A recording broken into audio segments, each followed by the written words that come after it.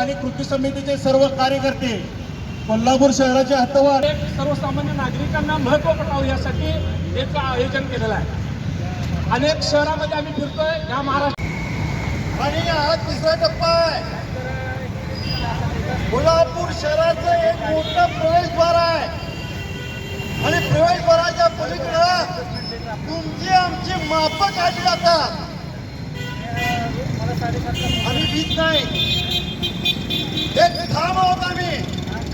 इथनं पुढं पाया नमस्कार विनंती नाही, हात वाढ हिसकावून घेणार, हिसकावून मान्य आहे का नाही?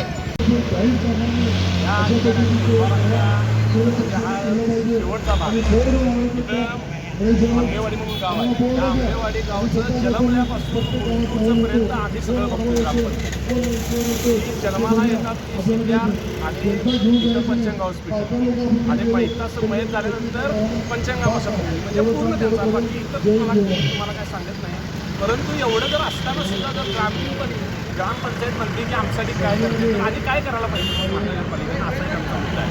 मी तर म्हणेन या महाराष्ट्र शासनाने सुमोठा निर्णय घ्यावा। मुळामध्ये शहर आणि ग्रामीणमध्ये राजकीय नेते काही भांडण लावण्याचा प्रकार करत आहेत। मुळात मला सांगायचं आहे की ग्रामीण लोकांनी याचा विचार केला पाहिजे। आमची केएमटी तुम्ही घेता, तुमच्या इथं राहणं पेटली की आमच्या महापालिकेची अग्निशामक गाडी तुमच्या ठिकाणी जाते, सुविधा आम्ही सगळ्या देतो, मग तुम्ही शहरामध्ये यायला का नाही म्हणता?